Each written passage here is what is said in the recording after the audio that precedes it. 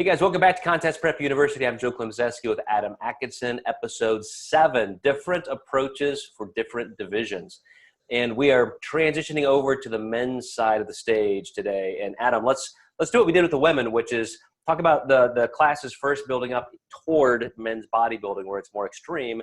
And I think right now, even though ironically there's not that much difference in conditioning, men's physique is the hottest ticket in terms of the male gender, just like women's bikini is. I think you would agree. And so tell me right now what the prevailing overall look is. When a guy says, okay, I need a men's physique diet, Adam, what are you going to tell me?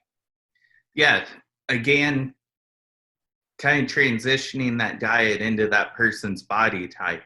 But I think there's a good general standard for what's going to make a good men's physique competitor. And the first thing being having that smaller waist. And the smaller that waist can be and the wider that back can be, the better off you're going to be. A lot of people sum it up to a giant arms competition, and that's not it. And a lot of these guys do have smaller legs, but I'm not going to give up the metabolic repair processes to train the men's physique guys' legs when we can spend more time working on their back or their shoulders or their arms. And a lot of people will kind of diss those guys for that, but that's their division criteria. They've never said anything about legs. They're covered.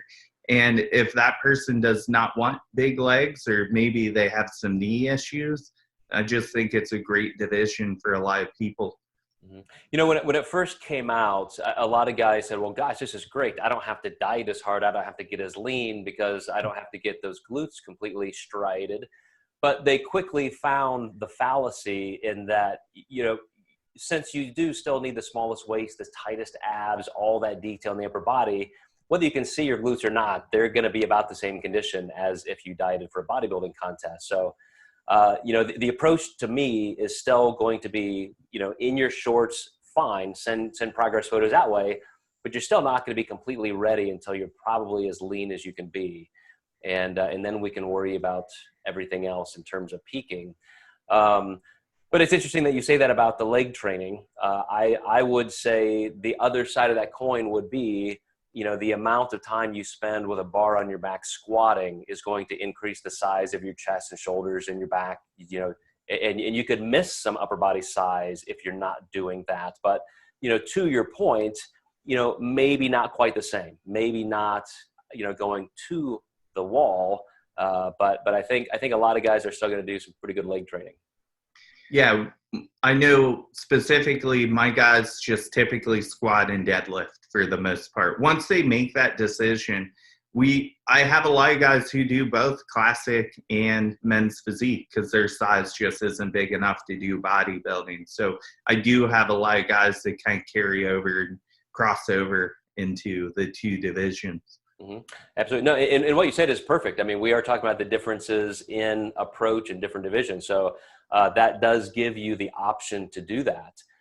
In terms of dieting, so you got to get lean enough. But then a lot of these guys, like you said, it sometimes comes down to, I've heard it called a chest and abs show or a shoulders and abs. So you want the biggest, widest shoulders and chest and wide back, smallest waist. So that symmetry and aesthetic is important. But that means you kind of have to do everything almost extreme as a bodybuilder where you're getting just as lean, but now you have to load, you know, enough to be full enough and yet not compromise your tightness. So then you kind of get back into having hopefully a good metabolic building phase and a progressive linear load in a way to maintain your tightness and add that fullness. Yeah, I think one of the best things about this division is how the judges really respect the criteria and they really have it nailed down. And very rarely have I ever heard anyone say, you just got too lean, unless they just didn't have enough muscle volume to begin with. And I can see where judges come from when they say that. But it's almost, you just need to get bigger in the off season, come in that lean, but come in bigger And I think a lot of judges see that and they're like, well, how much muscle did they have 4 weeks ago? Honestly, just as much as they did now, you know.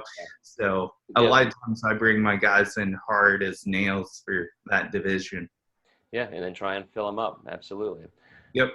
All right, guys, stay tuned. We're going to move on to men's classic physique and men's bodybuilding. We'll see you next time.